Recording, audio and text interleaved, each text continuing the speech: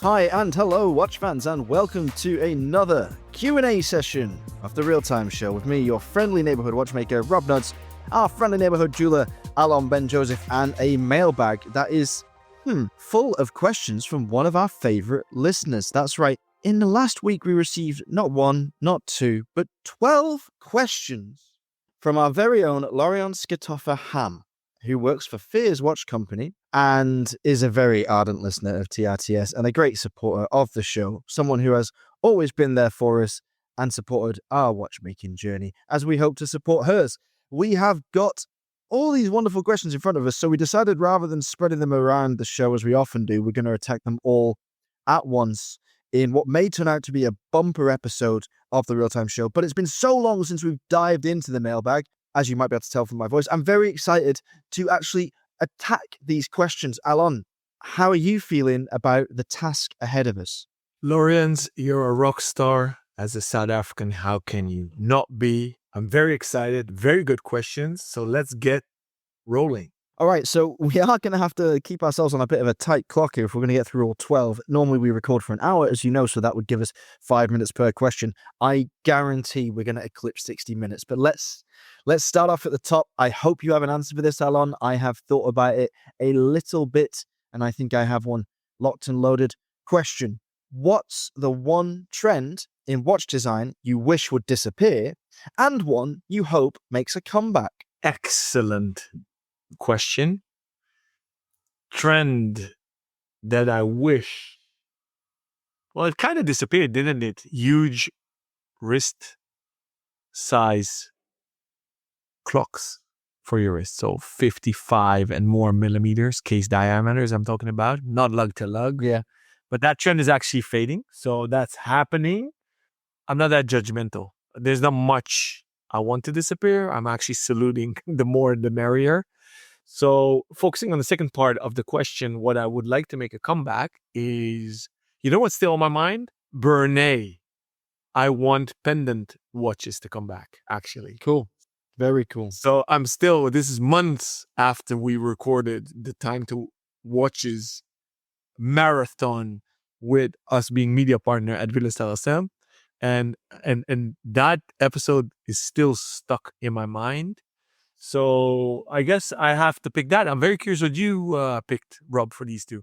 So the trend that I wish would disappear is kind of half smartwatches. So I don't know if we have a term for them. They're not dumb watches. They're somewhere in between. They're the ones that kind of mix some smart functionality with some elements of analog time telling or mechanical watches even. And the reason why is because I just don't think that this one-stop shop satisfies either desire sufficiently. So I've been ever more impressed by what Apple have done with the Apple Watch Ultra. I think that it's a super tool. I love the water resistance. I love the titanium housing. I love the way it looks. I love the straps. I think they've made really clever innovations, and it just does everything. And for a lesser price, we've got pretty comprehensive watches from Casio. There's loads of cool stuff from like Garmin and Samsung, although they're not my style. I don't like the look of them. But I just think that these watches that try and use like Bluetooth functionality, what's the point? You know, I'm not gonna. I don't look at that as like the best of both worlds. I look at it as neither. So that's something that I think we could do with getting rid of, because you've always said that technology is moving within the body. If that's the case, then let the Apple Watch continue for as long as it needs to as the leader in that sphere, and then it will disappear into our wrists. And then maybe we can wear the Bernay around our necks and then have completely free wrists. For me, the trend I'd like to see come back is more bicolor. Now, I know that it's there every so often, but I like titanium and yellow gold, and it's a very late 80s, early 90s vibe. I think it's super cool. I think that with heat blued hands or even a heat blued dial, it would look exceptional. I think we could do with more of that, a bit of an edgier approach to the aesthetics. Question 1 has been answered, and on the clock we have 4 minutes 52 seconds, but you've got a riposte that's going to take us beyond 5 minutes. Go, Alon, go. Quick. Sequent comes to mind. So both of us have one. Is that something that you would categorize as a trend that you would like to disappear as well? It's Bluetooth connected. It is half-ass smart. or not. Well, yeah, that fits the definition. I mean, I love Adrian. I love the watches that we own because they're very comfortable to wear, but that's the technology that I'm talking about, really. Yeah, it's somewhere between the two. Like, I think that it's cool that he did it at that period. It was a thing, but it's a trend that I can do without now. Yeah, I mean, I look at what the Apple Watch is doing, and my feelings have evolved on the subject because you have to go through these phases. Obviously, you have to see these things, and you have to have the opportunity to buy them, but not everything's going to stick around forever. Are we really trying to convince ourselves that the technology that now the most interesting thing about Sequent is not its Bluetooth functionality, in my opinion, and what I'd like to see more from the brand is the power source, like the fact that it's auto quartz, basically auto quartz, 100% love it, brilliant, great. That for me is a future for Sequent. I would live with that happily on my wrist because that is one thing that it is. But if I wanted functions on my watch, I can't beat the Apple Watch. Like, it's gone too far. It's too much better at a very reasonable price now because you can pick up a pre-loved one even or a refurbished one, which is what I would always get for a bit of tech like that, for a few €100. And I'm sorry, it's just better than everything else. Like, I'm not saying that I love Apple. I'm not saying that I want Apple to. Certainly not an Apple bitch. I'm not one of these huge fanboys. But the product is great. It's just a great product. Does what it says on the tin. So for me, Sequent should continue with the auto quartz. And Adrian's got plenty of experience in design. He's responsible for some of the greatest watches of the modern era, literally. So he's got the credentials, he's got the ability, and auto quartz is something I want to see more of. Put those two things together, make that sequence go. Except that the Bluetooth functionality is not enough of a lure anymore. So my honest opinion. No disrespect to Adrian, he's trying something. He's seen a gap in the market. It's one of those gaps that needed to be filled at the time he filled it, and now I think it's one of those gaps that we realize exists because there isn't really a need for it. So yeah, move on, develop the brand, take it in a new direction, use the cachet he's accrued with it already, and give us more auto quartz because I love that. So yeah, there you go. That's my honest answer. Question number 2. What's a modern watch you think will become a future classic? That begs the question, what's a classic, an evergreen? We had full-length discussions of what is iconic. The first watch that comes to mind is the Octo Finissimo. Same. That's honestly going to be my pick as well. Yeah. I believed it had the pedigree from day one. It was something new. I think that to look at the full definition of the question, a modern watch that can become a classic, modern means it needs to be something new, a new design, something new that hasn't been done before. The Octo Finissimo is exactly that, and it had everything in it. Fantastic design, groundbreaking. They literally won world records with every single Octo that came out, and I believe it's beautiful. I'm not objective. I'm very much subjective. The first time I saw it, I fell head over heels in love. Bought one, wear one, love one, and that's the first watch that comes to mind. I love it, but I still think it could be a bit smaller diameter-wise. And I know I'm nitpicking here, but for me, I think that the best, when I say best, inverted commas, the most artistic, the truest representation of the concept is the original titanium one that you've got. I personally find it to be too thin versus its diameter on my wrist. Now, therefore, I've always preferred the steel model, which is a couple of mil thicker, has a more robust water resistance. I think that proportionally is a better design. If you had the titanium one, but you drop the diameter down by 3 millimeters, for example, I think that thinness would work a lot better. That's what I'd like to see, but I 100% agree that is probably the easiest choice for a modern classic because it is like nothing else. I know we're on a tight clock and we're doing this speed dating style of ping pong of questions, but very quickly, Rob, what comes to mind is also Parmigiani. I think Parmigiani Fleurier with the Tondas almost made it. They're there 30 years down the line. I dare to say these have become classics, but don't always get the respect they should. 100% agree they don't get the respect they deserve. Not sure there's enough about the Tonda. As much as I love it, I'd say the most unique thing about the Tonda, maybe two things I could point to. One, the sort of the droplet lugs, as I like to refer to them, they're very beautiful, very elegant, and I do like the bezel with its sort of half fluting. I think that's great. Dial's gorgeous, but it's just a dial pattern. Like the Finissimo is something else. It's something other. It's in the category of the Streamliner. You know I love the Antarctique. I'd put that closer towards the Tonda. I'd say that the Octo Finissimo, the Streamliner, and then the Antarctique and the Tonda, in terms of like classic silhouettes and classic builds, they rank a little bit below the Octo Finissimo. What do you think? I'm with you 100%. These lugs are divine. It's the Parmigiani design DNA, and that was what I was referring at. The fluted bezel is the Toric style. I love the 9050. But let's keep the speed up. Next question, Rob. This is one we have to pay attention to very carefully because it is specifically worded. What's your personal grail watch that isn't wildly expensive or unattainable? So I don't know what ceiling we should put on this in terms of wildly expensive. Obviously, we can't go six figures for this. Shall we set a budget of around 30K? Still pretty expensive, but what do you think? Is that a fair budget, 30K? 30 is already wide. I was thinking 10K, but okay. And I don't have the answer ready, so I'm not teeing up an answer here. Okay, well, let's call it 15 to split the difference. So for 15,000, ballpark, we won't be too hard on that.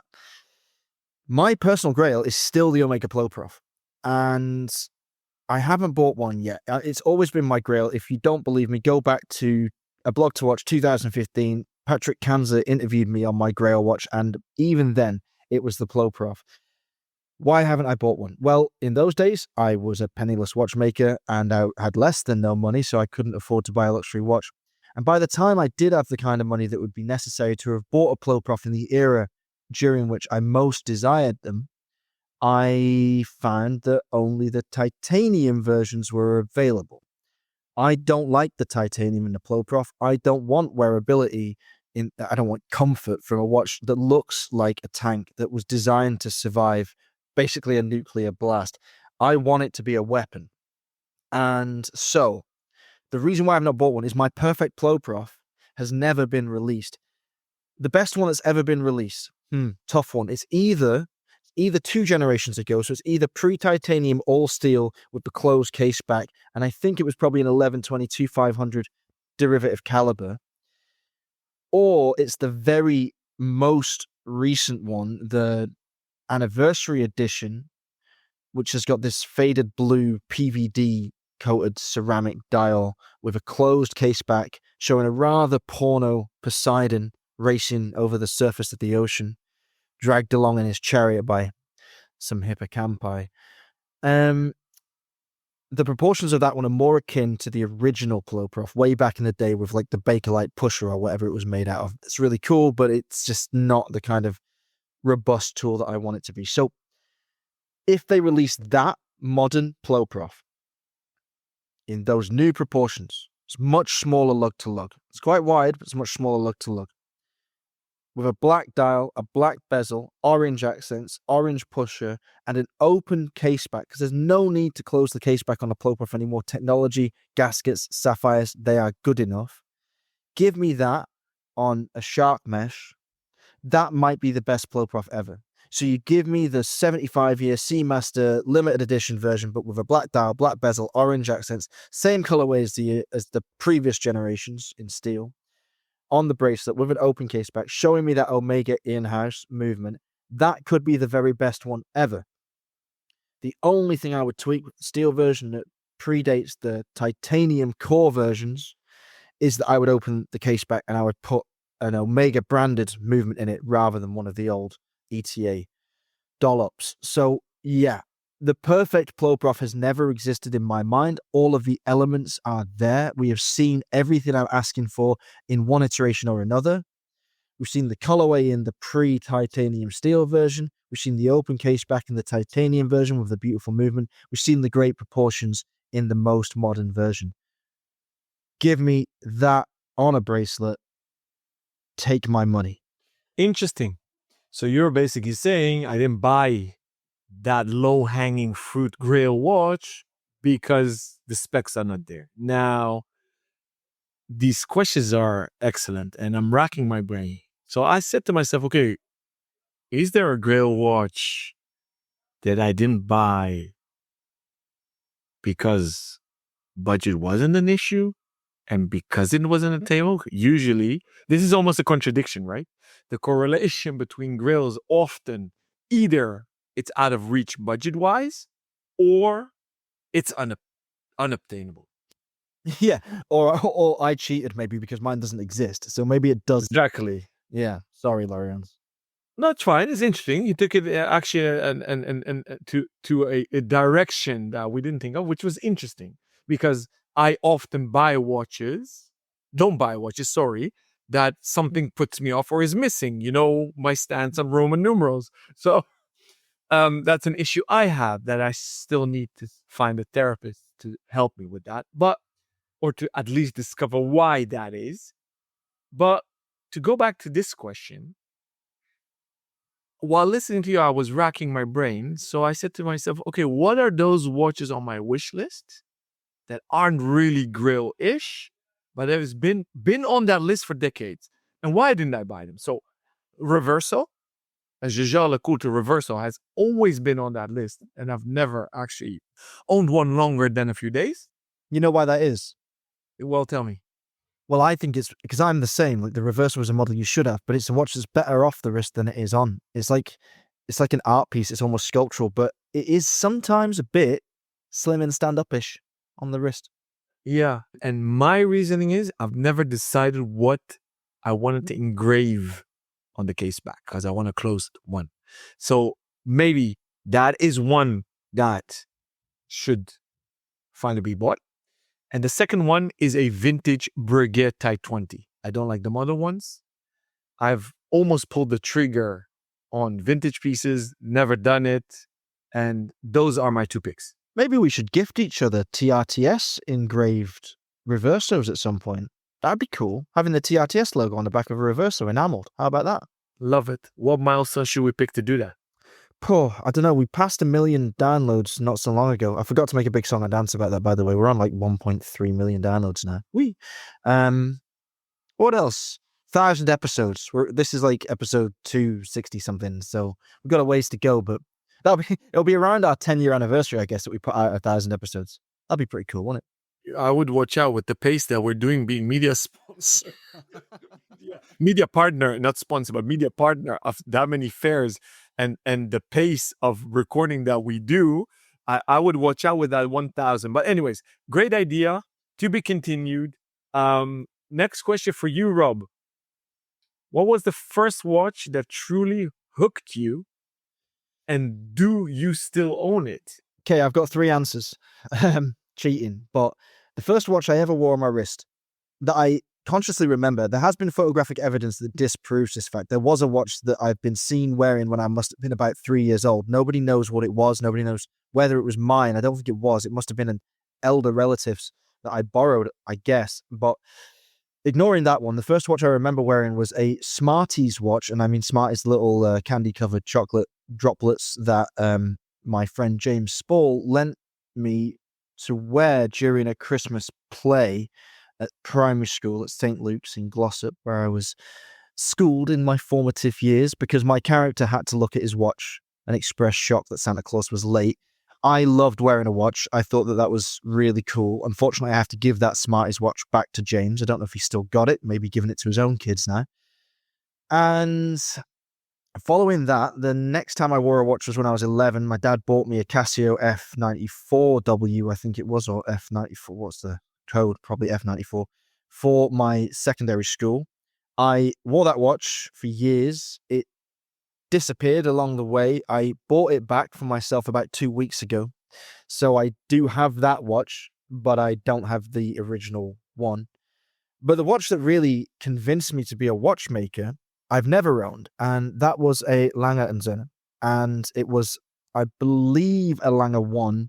It was the movement more than the whole watch that convinced me. When I decided I was going to be a watchmaker or thought that it was a career path I might like to pursue, I ordered the Lange catalogue, as I think I've conveyed before. pored over it for weeks, fallen in love with the macro photography, and that was the one that really hammered home my passion, and it's never left me. And one day I will own a Lange & Söhne, I'm sure. So for me, it's hands down Swatch.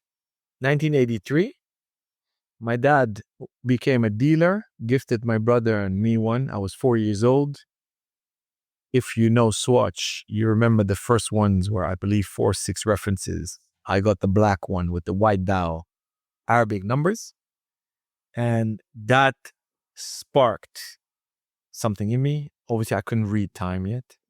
Then G-Shocks came up. That's the era.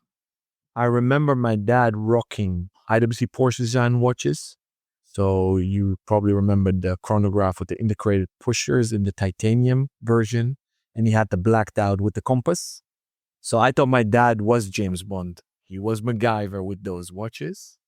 Then in 84, 85, my dad rocked the re-editions of the Brighton Chronomat made for Frecce Tricolore with the rouleau bracelet that you and I love so much.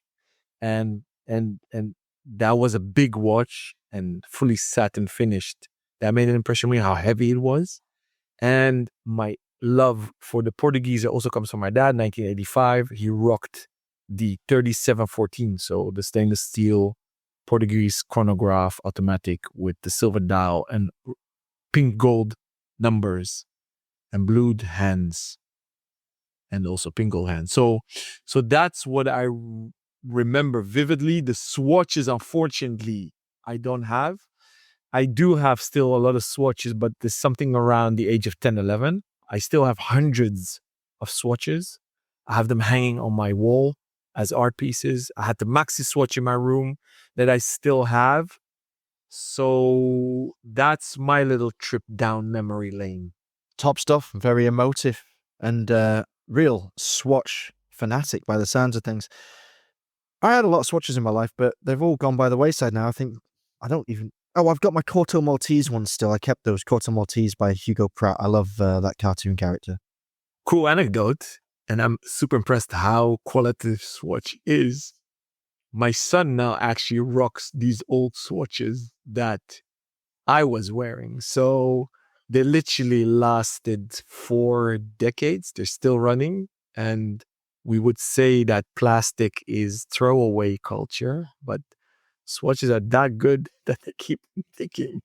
They do actually last quite a while in most cases. You've got to keep them in the right environment though, haven't you? Because, if you keep them in the sun, they can yellow or the plastic can crack, and you don't want to leave a battery in there after it's died because it will eventually leak and it will absolutely trash the movement. So be careful. If you treat your swatches well, they will treat you well back. Question number 5. We're a bit behind on the time, but we're doing pretty well. Better than expected. It could go badly wrong here though. What are the signs of a genuinely well-made watch that most collectors overlook? Do you want to take this one, or shall I have a go at it first?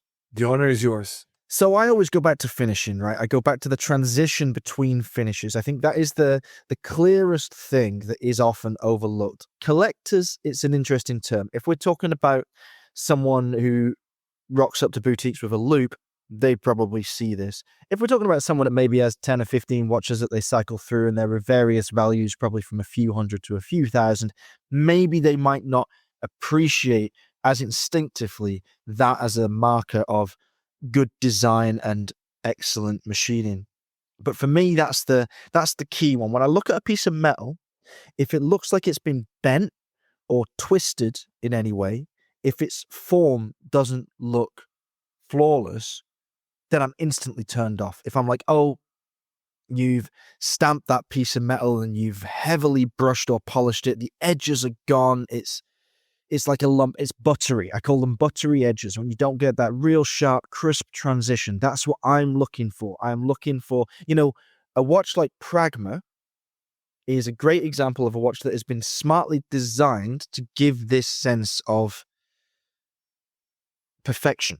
Because rather than face the issue of creating ever more complex chucks with which different angles can be finished on a single piece case, they've broken the case into pieces, finished each component beautifully. Akrivia did the same thing. If you look at one of Recchep's early Akrivia cases, don't quote me on this, but have a number in my head from one of the early days of it being like 68 components. That probably includes case back screws and whatnot, but it was just ridiculously complicated. There is a part of me that thinks that's bad design, that you are cheating in a way, you're getting yourself out of a problem of your own making.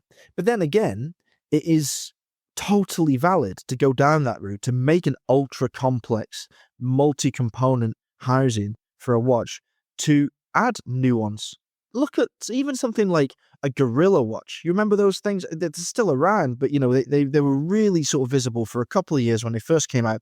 I think the model I used to have, I sold it eventually, but it was called the Fastback and had like a ceramic top bezel. And then beneath that, it had an aluminium under bezel before you got to the carbon case. And that aluminium under bezel, although to be fair, the finishing itself, actually the shaping of it wasn't perfect. What it did was it created a seamless transition from ceramic to aluminium to carbon. And so you got visuals that you just couldn't get from one piece of material, in their case, 3 different materials. That kind of creativity, that speaks volumes to me. That is something that I would rank very highly, and I do think that that's overlooked. One other thing, if I might say, is look at the edges of your indexes and your hands. There's a big difference in hands. Hand-pressed hands have crisp edges. I went through this development process with Straum when they were looking at different hands, like what it cost when you chucked a couple more euros in the hand production, what you could get if you went to that next level, if you had them made by hand in Switzerland rather than stamped out by a soulless machine in Asia. You don't get the little flares, you don't get the little burrs, you don't get the little nicks on the edges of the hands. Same with the indexes. I know that Clement from Laventure has always prioritized hand finishing above almost anything else. Like, he has these hands made in Switzerland and they look $1,000,000. Like, they elevate the watch to a completely different level. When you've got badly finished hands, you're not going to enjoy reading that watch over a long period of time. I'm sorry, but it's a thing on which brands, even new brands, should blow the budget. And we're talking the difference between like £5 and £10 for a handset. Now, that sounds crazy to a buyer because you're thinking, wow, where's my money going? You know the answer to that question. But when it comes to the build budget, that's somewhere it's worth spending a few quid more. Pros. I salute you, Rob. Beautiful. What can I add to that? Maybe taking a few notches down on this beautiful poetry that you've just shared, Rob. Quality, you can feel. You can see it. You can feel it. To see it, you need a trained eye. So I want to propose something, Rob. Maybe let's do an episode as a little guidebook, an audio guidebook, to give our dear listeners tips on how to spot how something is handmade or when it's quality. Things that come to mind is, how do you know if hands are really blued or just painted? How do you explain anglage and the finishing of movements and what makes something handmade or not? So those are things that come to mind. For me, I always say when people come into the store, look with your hands. Sounds stupid. What do I mean by that? Take it, feel how cases are polished, if they're sharp, not sharp, the weight of things in your hands. Take a moment to relax, to absorb what you're seeing and what you're feeling. Do all the senses. Take a loop. See what Robix just explained about hands, about dials and everything. So those are my little additions to this great question. Love that answer. Love that soundbite. Look with your hands. That is brilliant advice. I'm going to stick with that. I'm going to steal it. I'm going to share it. I adore that. Brilliant, valuable content. That nice one, mate. Question number 6. With me ranting, and it's my fault. I know I'm the problem here. We are slipping, although I'm sure the listeners won't mind an episode that runs into 70 or 80 minutes. I'm sure they won't. Certainly not with these great questions. Lauriance, number 6. Has hosting the show changed how you view the industry or shaped your collecting habits? Well, I'm going to let you start with this one because I know your bank balance is screaming in the background. Lauriance, this show is the end of me. It's the end of everything me. My bank account, my sanity, my marriage, I knew your marriage was going to be in there. business, other hobbies. It's a disease. It's an addiction. Addictions work people into the ground.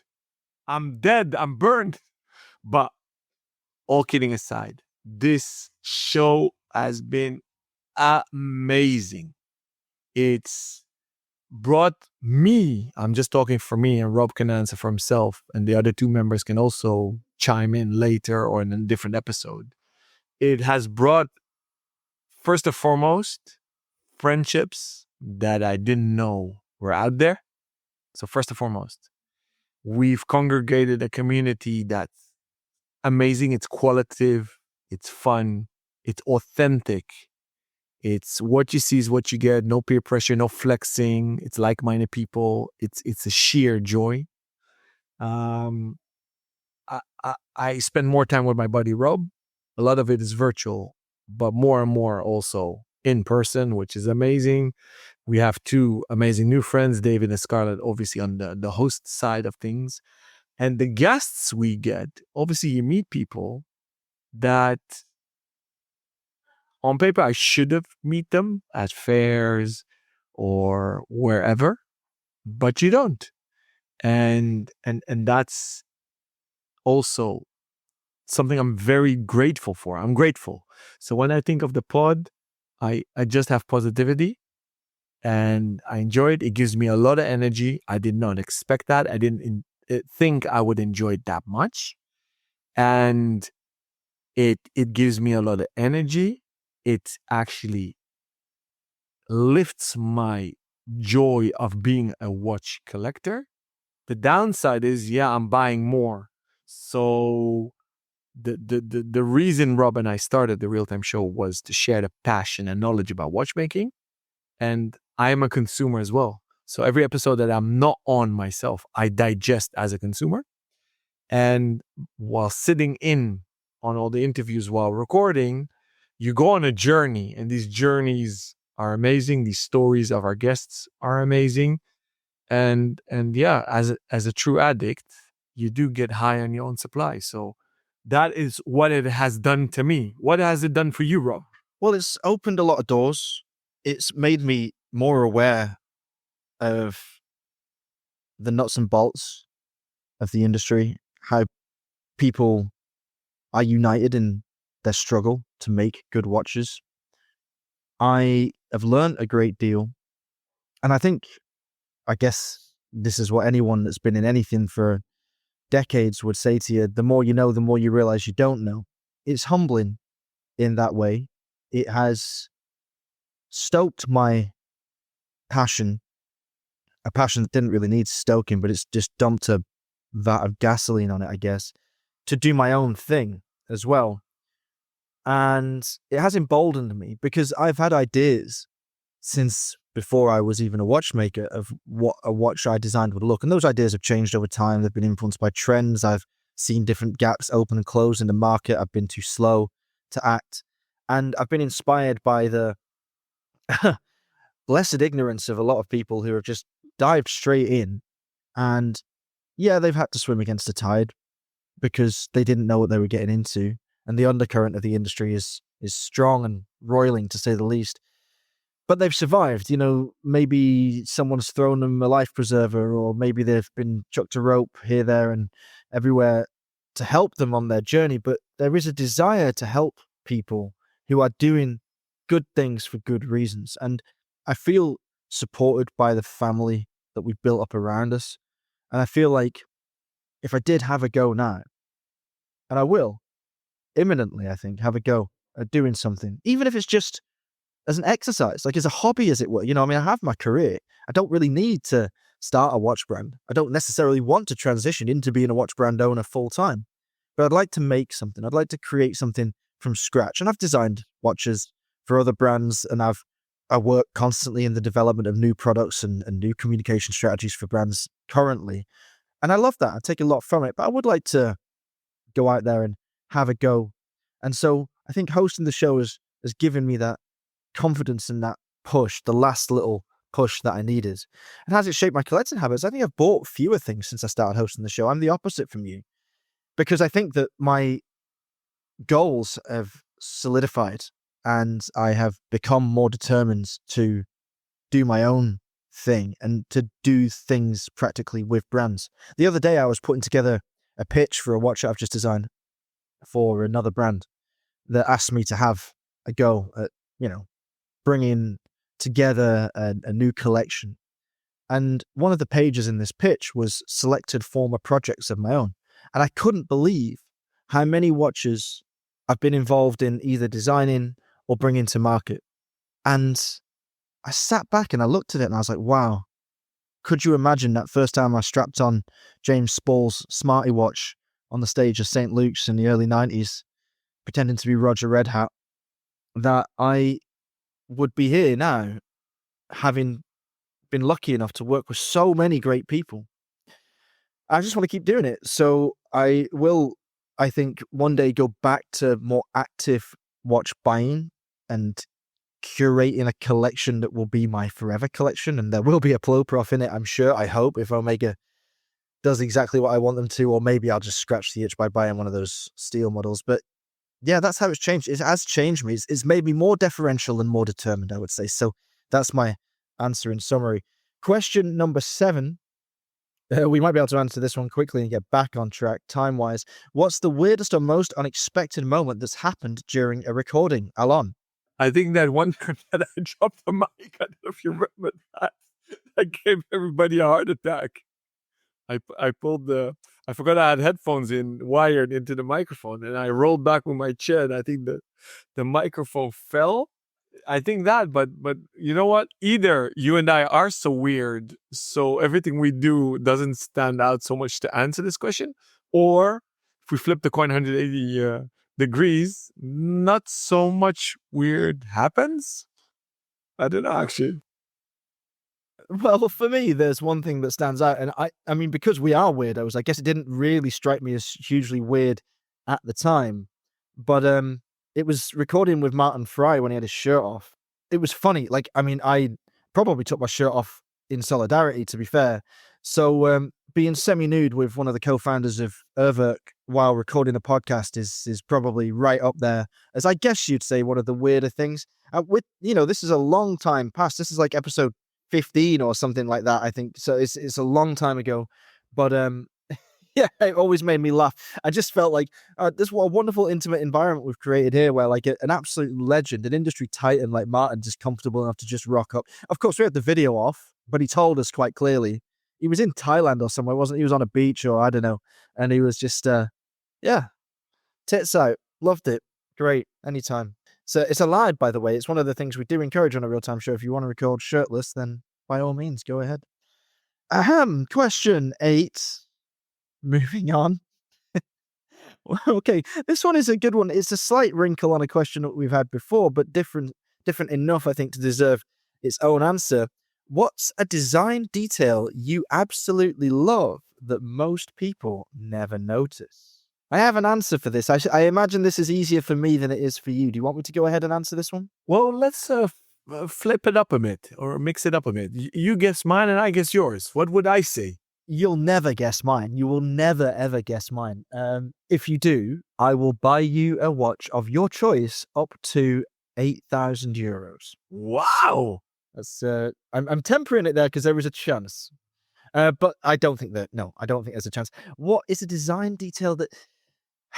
Okay, well, I'm going to have a stab. Can I have 2 guesses? You've not offered me a watch of 8,000 euros, okay? So I'll offer you a swatch. okay, right. Well, my first guess, which I'm going to trump with something a little more basic, but my first guess was going to be something lug related, like a dropped lugs was what I was going to say, like to improve the ergonomic fit of a watch on the wrist. That was my first guess. My second, very generic guess would be the click of a bezel, but I think a lot of people probably do think of that. Interesting. Though I did want to mention those lugs, maybe less of a thing on my list. Clicks, I'm very sensitive to it. I'm very sensitive to the noise of a rotor, and the clicking of a bezel is divine, or clicking of a pusher of a chronograph. Divine. Hence, I love minute repeaters. It's literally top of my list of grand complications together with a perpetual calendar, only two wheel. Now, I wanted to say, which strikes me as odd, how little people obsess over fonts as I do. Hence, Lauriance, I adore your colleague Lee. He's a genius. And by coincidence, today, somebody in TRTS community, the day that we are recording this, posted a wall clock. And he said, "Oh, I'm in this place and I'm looking at this wall clock and I love the fonts. Hey, Alon, I'm thinking of you." So it's nice to be recognized as the font guy. Ironically, I immediately guessed it was an IKEA clock, and he had to take the wall clock off the wall to see what it was made, because he's obviously not staying in his own place. And I gained respect by guessing that it was an IKEA clock, but it had a very distinct font, which impressed me, and hence I remembered it was an IKEA clock. So long story short, fonts really do it for me, and I'm definitely not the only one.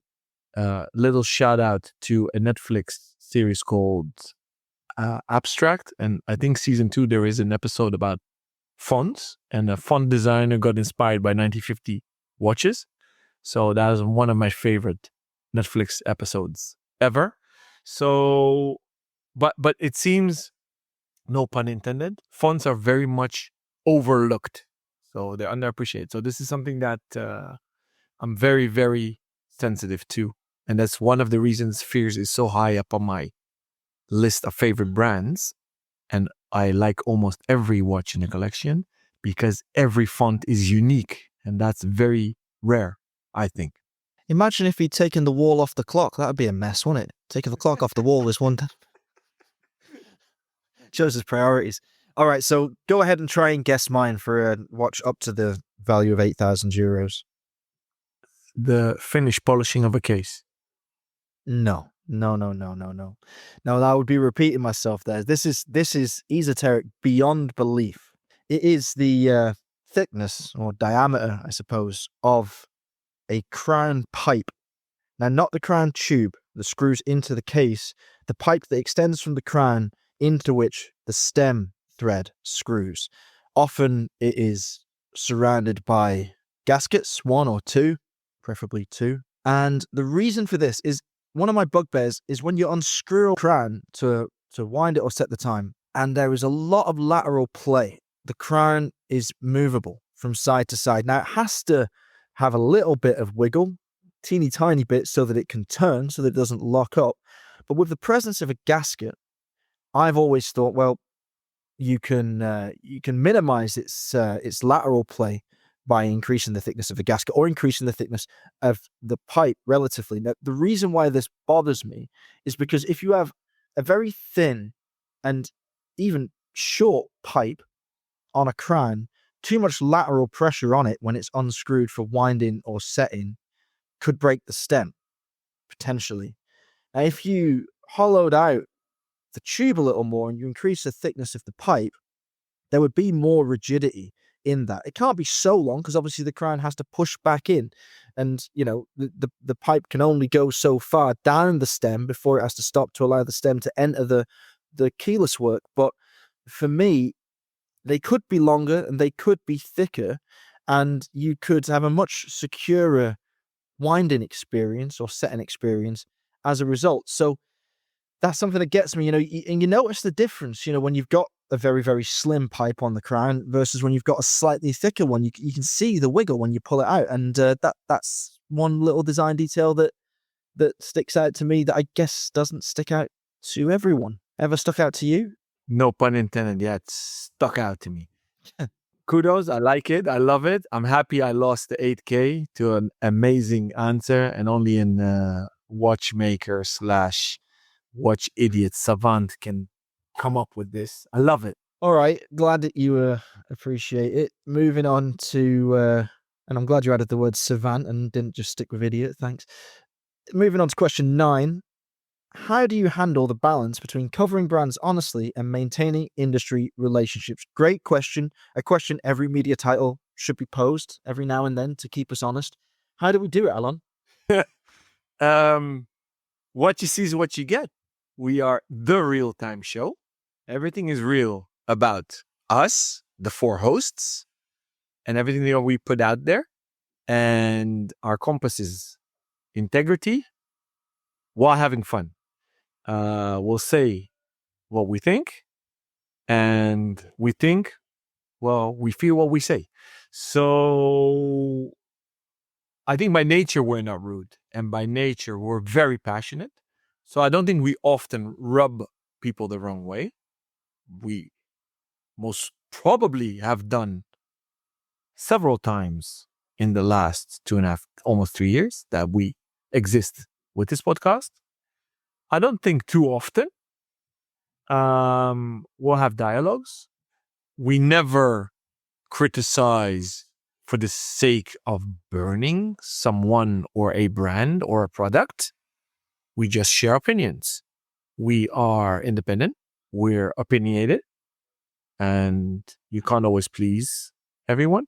And I don't know, you should always please everyone. And I think our colleagues should do a bit more of that. And I think that brands should not have such long toes that everybody they think steps on. And there's nothing wrong with criticism.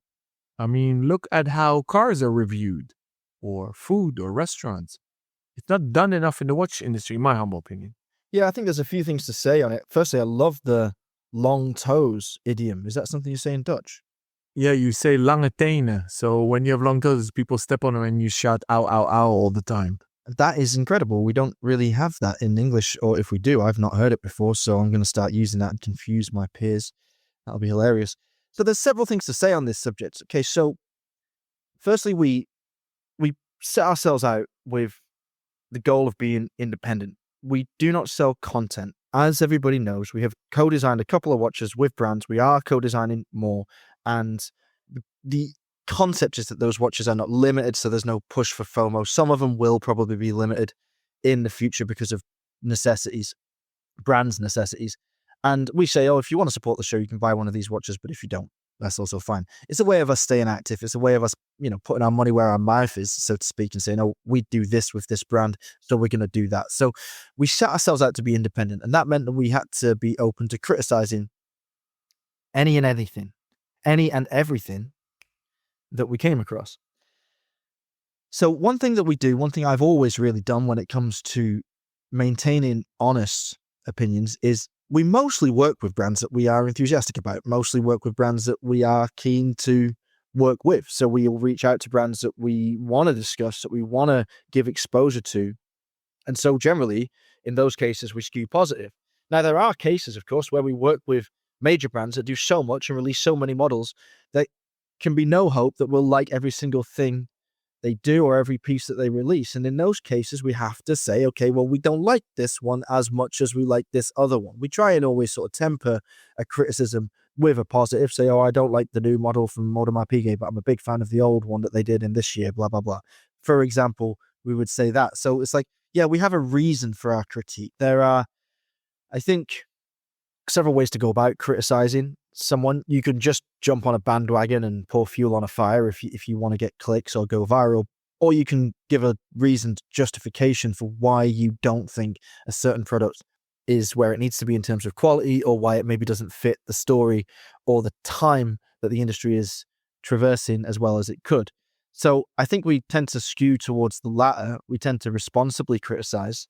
My response to brands in past roles where I've been selling positions in media, when they come to us and say, hey, how the hell do you dare criticize us? We're paying you.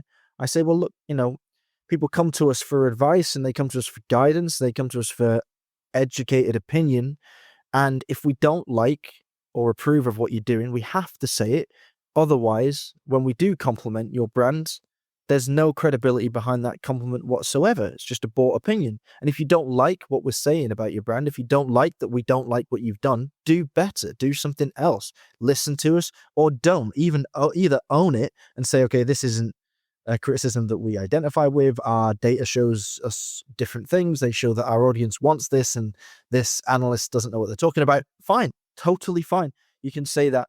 Don't get butthurt about it and come to us and go, oh, why didn't you like our new 26 millimeter quartz-powered, diamond-studded ladies' watch. It's like, well, we didn't, and we've explained why we didn't like it. And if you don't like that, then do with that criticism what you will. But I think ultimately the biggest takeaway I have from this question is that we are just one part of the buying experience. I think there are very few people, very few consumers in the world who will buy or not buy something based on one channel's opinion. I think that when people are making purchasing decisions of this nature, they will consume a huge amount of content and they will go to many different outlets and they'll read your sponsored posts, they'll read the standard press releases, they'll read the technical information on the website, they'll go through a lot of op-eds and places like us, and they'll try and get justifications for their gut feeling about a watch. Normally you look for something to agree with your initial reaction. You see a watch, you like it, you want to know that you're not making a bad decision. You see a watch, you don't like it, you want to know that you're not missing out on something that should be obvious to you. So you do your research. So we're just a component in that. I don't think that we ever stand over people and say, go buy this watch, and they do, and if they're disappointed, they would come back and blame us. I think that we're just part of the rich tapestry that is watchmaking and watch analysis, and we offer our opinions there in full acknowledgement of the fact that we are just one step on that purchasing pathway. So we approach it as such. We talk to brands directly when we don't like something that they're doing. And we'll say, look, we don't really think this is going to hit the mark. What's your justification for it? What are you thinking? And then we'll communicate our misgivings to the audience along with the brand's justification, taking a tempered view of it. I wouldn't say it's pure, basic watch journalism. It is obviously colourful. It is a critique. We are critics more than we are journalists. That's fair to say, I think. But that's the role we play. It is frustrating sometimes, I have to say, because obviously we've built something here now. We've built a corner of the industry that is our own. We're known for the fact that we don't charge brands, and therefore we don't make any money from the real-time show. We haven't made any money since we started. We have obviously made some money from watches sold, but we've spent 10 times the amount on building the podcast and getting it to the point that we're at now. So, would we love to be able to turn around and then start charging 10 grand an episode? Our bank balances would, but then we wouldn't be the real-time show anymore. So we have to think about how we can continue to grow and continue to invest money in it, which will require new monetization strategies in the future. But we will do those in full transparency and with the advice of our community that know what they can expect when they tune in. Is that a fair, if not succinct answer, Alon? Did you ever study law or politics? It's been suggested once or twice that I should have been a lawyer. Maybe a politician too. I'm short, so that helps. I could be a good leader. Well done, well said. Really, I couldn't have done it better, and I don't want to do it better. Hence, I work with you. Right then, let's move on to question 10 before I quit my watch career and take the bar exam. You're stranded on a desert island with this is good, with one watch brand's entire catalog. Who are you picking? Desert Island, one watch brand's entire catalog. Okay, away you go. Cost away. Well, obviously you don't have watchmakers there, and you don't have the tools on this deserted island. So you need watches that keep on running. So they need to be waterproof. And there are no watches yet with a sat phone built in. So there it goes. I'll go for Rolex. Not only because the interval for service is very long, and most of them are waterproof, hence the name Oyster, ha ha ha ha ha. But in case pirates come by or whatever people make my deserted island less deserted, not talking about monkeys or other animals, I would use it as currency to get my ass off that island. Right. Clever. I've been through 4 or 5 answers in the short window you gave me there to think about this. When you first said no watchmakers, no tools, I thought, he's going to go for quartz. And then it dawned on me, well, your battery will eventually run out and there's no batteries there. So you're probably actually better on a desert island with something mechanical. And you have the whole catalog. So if you picked something like Omega, which is not a bad choice, the catalog's enormous. So you'd have like 400 watches. So you can just keep 399 of them in a box or bury them, I guess, and cycle through them as necessary if one should break. So you got a huge option there.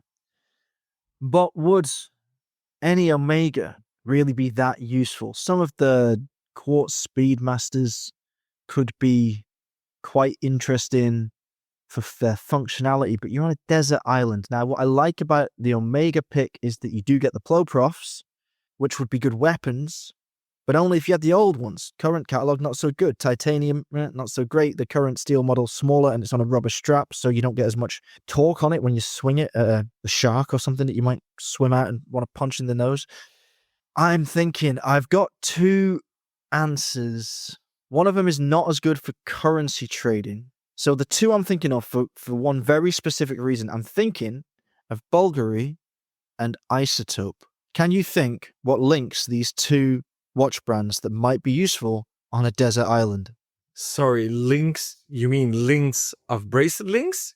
No, they're two brands that are connected by one model in each line that I think would be particularly useful on a desert island. So what I'm saying is, like, I think the Isotope is the best, and I'm actually probably going to choose Isotope, and I'll tell you for why if you don't guess.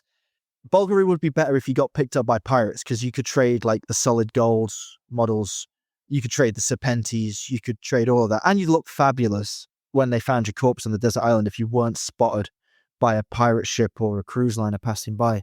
But there's a model in each collection that might assist in rescue. Yeah, you mean the mirrored octo and the Isotope Mercury, because it has a mirror dial, so you can use the reflection of the sun to spot to airplanes to spot you. Is that why?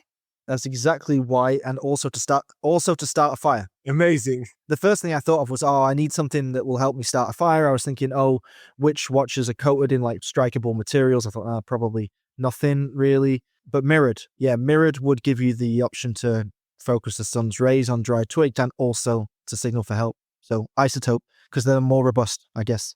There you go, Jose. Cheers. Love it. Well done, Rob. Kudos. 2 points.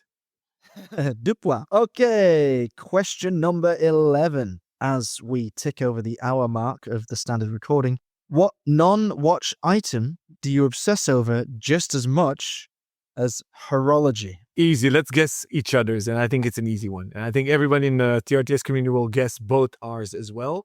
So pause the recording, think twice, play along with us, guess Rob's and mine's. Okay, when you're on pause, Rob, you guess mine. Well, I think you're going to say trainers, like sneakers. Yep. Ding, ding, ding, ding, ding. Big sneaker heads. Yeah, easy one for me. I was going to say strut waffles to be like funny, but yeah, sneakers.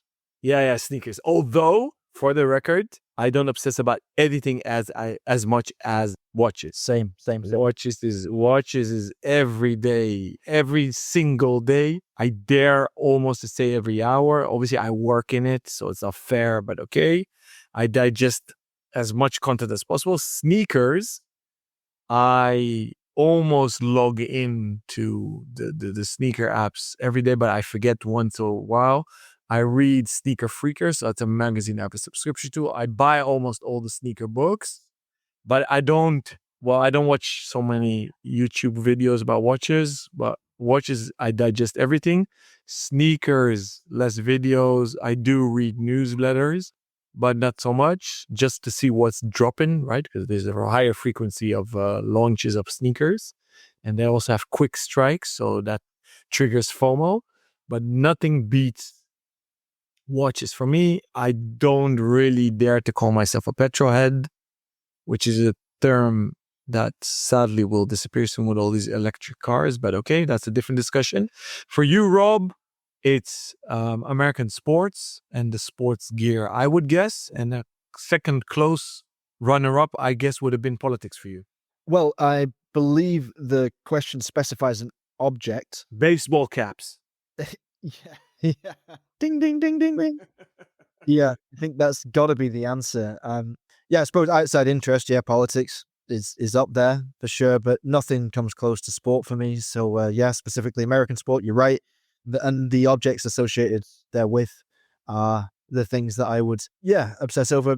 Just nowhere near as much as watches, like absolutely nowhere near. But if I were to pick anything, that's correct. Yeah, baseball caps is the answer. It's the only other thing I suppose I collect these days, and I have far too many for my one head. But yeah, well done. Guess we know each other pretty well off air after all, eh? We do. How many caps do you have? Because I recently had a quick look at mine because my son is starting to wear and slowly collecting caps as well. Besides that, we get many gifted at fairs. But do you have like more than 100, 200, 300? No, not at all. No, I believe I counted the other day, and I have downsized a little recently, although they're not great things to sell, to be fair. You don't often get a great return on them, and I do tend to wear most of them. I keep some box fresh. I've got some sports specialties, still stickered and tagged caps that I found in a sports shop in Alcudia on Mallorca. They were new old stock from the early 90s, and they were selling them for like €10 a pop. And I walked in and they had like Charlotte Hornets, Seattle Sonics, Anaheim Mighty Ducks, or Mighty Ducks of Anaheim, whichever one you want. And I was blown away. I was like, whoa, hang on a second. What are these caps? And they're like, oh, we've had them for ages. Nobody wants to buy them. I was like, oh, I'll take them all. Do you have any more in the back? And they went in the back and they found a box full, and they brought out another 6 or 7, some Rockets ones, some Raptors ones, Georgia Bulldogs. So I bought the lot, and I did some research, and the Mighty Ducks one is sort of super rare. It's valued at like €280 or something. I never really worn it. I do just keep it as like a showpiece. But for the most part, I do like to use them, and I think I have about 60 plus in my rotation. So not as many as you're imagining, but enough. I also have that little obsession in caps. I also love the American sports, especially basketball. So I have the jerseys and the jackets and starter and that kind of stuff. But I also obsessed about New York. So I believe it was 89. I bought in New York like a woolen fitted New Era New York Yankees baseball cap that I still have. It shrunk because it's wool and it got wet, but I actually kept it for my son. So my question to you as a professional, what are the best baseball caps out there? And bonus question, do you curve the cap, the sun cap, or do you wear it straight like all the street style people do?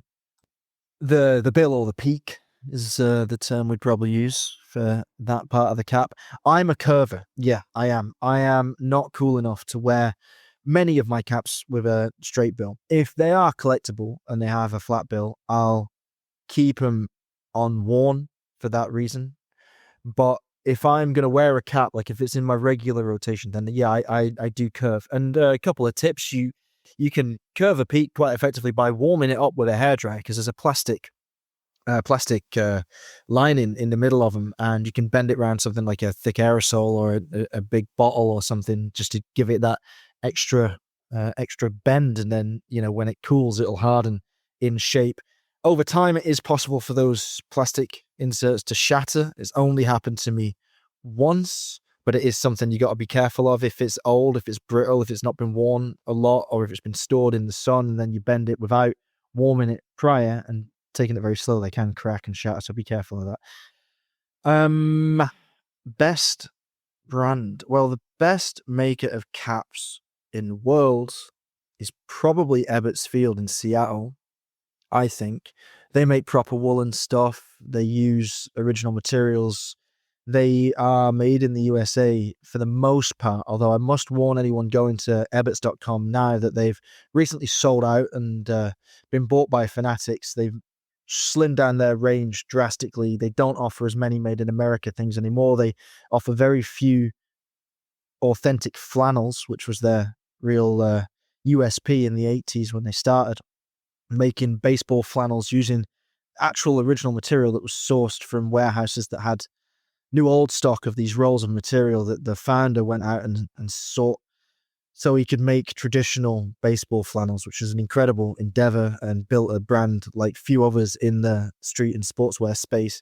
So they're probably my favorite. In terms of mainstream stuff that you'll see on the shelf, it's going to come down to shape of your head and the way you like to wear a cap. So New Era is ubiquitous. I'm not actually a huge fan, despite probably the majority of my caps being made by New Era, of the fit of New Eras. What I find difficult for me is that if you are wearing a straight bill, or a flat bill if you prefer, then it creates these little gaps next to the side of my forehead. If you've got a different shaped head, this might not be the case, but it sort of stretches out the cap. If you bend it, those gaps disappear, like right at the front, like on your temples. I don't like that gap. I think it looks like the cap is like perched on your head. One way to sort of get away with it is to wear it at an extreme angle so that the peak is like straight up, but you look a little bit like, a 5-year-old kid that's kicked his ball over the neighbor's fence, like asking for it back. So I think personally, my favorite off the shelf fit might be like a Mitchell and Ness snapback. I think that their body shape is a little less high crown than a New Era. The peaks tend to be a bit more malleable. The snapback allows for your hair to grow, because if you wear fitted caps like a 7 1/4 or 7 3/8, as I flip between, you can't wear them when your hair's long, and then when your hair's short, then they rattle around on your head ridiculously. Another underrated one is American Needle. They make really good caps off the shelf. They do a low profile baseball cap, which is superb. Like it's really wearable. It's great for a daily wear. And a surprising, very, very basic one, although they don't make so many for sports teams anymore. Adidas, when they were the official kit sponsor to the NHL, to the hockey kit, to the hockey league, they made some really good pre-curved bill trucker caps, snapbacks, which fit like an absolute dream. And they were like just a brilliant daily wear just to chuck on when you're going for a run or going for a walk or something. They were top quality. So yeah, don't know if I answered that. I went around the houses a little bit, but yeah, I'd say the best of the best in terms of quality, Ebbets Fields, probably the best under the radar off the shelf, American Needle, and then a good ubiquitously available one, Mitchell and Ness. Answered well enough? Amazing. And I need an Ebbets Fields cap. I'll send you one. We had Arcanauts caps made by Ebbets because I'm a baseball fanatic. We had them made by the best in the business. So the first 3 Arcanaut caps are Ebbets Field, and I have one in my office right here with your name on it. So I'll give you one. I'll give you one for Raf as well. So there you go. Thank you. Last question. If TRTS was turned into a Netflix series, who would play each of you? So we need to decide what series, right? Well, I think it's turned into the real-time show series. I think that it's a dramatization of our podcast. I think that's what she's asking. Not if it was turned into Harry Potter, although that's probably HBO or something like that. Okay, let's answer it both ways. So the real-time show is an actual show. Yeah. Cinematic on Netflix. Yeah. Just following us around the watch industry. So like if it was going to pick an actor, are you going to pick you and am I going to pick me, or are we going to pick each other? We can do both. Okay, I wish I'd prepped this question, because I'm sure that there's lots of good answers that I could come up with. All right. This could get pretty quickly offensive. And self-aggrandizing at the same time. Oh, God. Who's going to go first? So we'll give ourselves a little moment to think about this. You interpreted the question as if TRTS was turned into a Netflix series, like a pre-existing series. Yeah. So, the first thing that came to mind is Suits. And obviously you are a wise ass like Mike, so you're Mike. I don't know who that is. I've never seen it. I'll Google it. Carry on. Yeah, you have to know the series. Anyway, so our dear listeners, you probably know what I mean if you've seen Suits. Isn't he he's the idiot savant, isn't he? Like the non-trained guy off the street that sort of... Yeah. That's like a genius. Okay. You think you're a genius, right? I don't think. No, by every provable metric I am. Yeah. Exactly. So that's something Mike would have said. So he'd also be right, I guess. Yeah. And I could be either, because the other guys literally wear suits and everything. So obviously everybody wants to be Harvey. And but I could equally be the schmuck that I forgot his name now. Is it Lewis? Lewis, yeah. See, I've never seen the show, but pop culture, isn't it amazing how it gets into your brain like that? Yeah, amazing, don't know. So that's the first thing I would said if we would mirror a existing show. And then today on Netflix, you have Seinfeld, which easily we could have been Seinfeld as well. And that is and then it's harder to pick roles, but I guess you're Kramer because Kramer is an idiot savant. He's a genius that is goofy. So, and I could be I could either be George or Jerry. Yeah, okay. I guess Kramer fits. Yeah. All right. Interesting. So if we had to choose actors to represent us in the real-time show, live show, who would we pick? I guess they don't necessarily have to be actors. They could be comics as well. I suppose they could transition. Well, obviously Al Pacino, Robert De Niro. Come on, dude. Or are you Joe Pesci? I'm a bit more Joe Pesci, I think. Yeah. Oh God, what a good question. So I'm not claiming either of these, but just because we're thinking out loud and we're gonna have some fun with this one. You know those face programs you used to be able to upload your face and it would tell you what actor you look like. I don't know that. No. Okay, so I used to do this all the time. It was a fun thing years ago, and I always used to get one of two. Funnily enough, one is very aggrandizing. One is, I think you could probably see it if you pulled up a picture of him. I think I can see that more than the first one. One was always Robert Downey Jr. Now that might have been the facial hair, the fact that I'm trying to look like him, but I don't think I look much like him.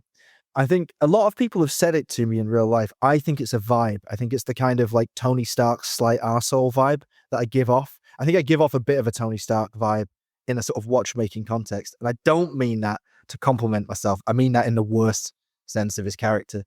And the other one that always used to pop up, funnily enough, was Sean Hayes, who played Jack in Will and Grace. You know, the flamboyantly gay best friend of Will, who would do the just Jack thing. I'm doing the hands. I'm actually doing the hands while we're recording the just Jack, you know, when he had this vision of a one-man show where he would be like the star.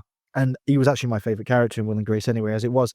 But he does look a bit like me, I have to say. I think he does. He's got better skin than I have, but Sean Hayes. Have you ever, do you know who he is? Yes, and I see it. I see you flapping the hands. So yeah, it's a funny one. So until I can think of a better one, I'll go with that. But who would you want to play you? There's a different question. Not who would, but who would you want to play you?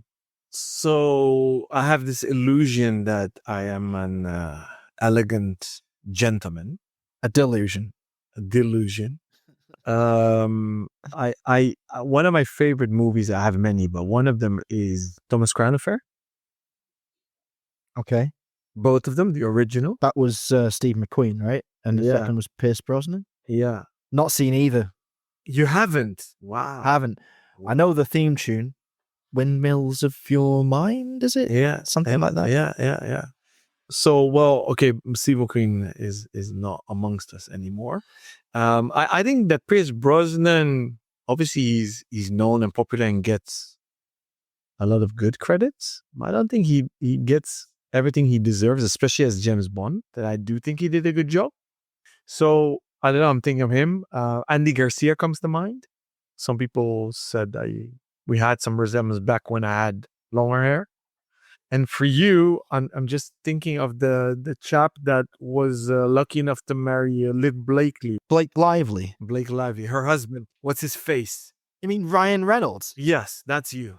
Ryan Reynolds. That's Yeah. very complimentary. Well, he's lucky to resemble you. I think he's probably a bit tall and a bit pretty, but okay.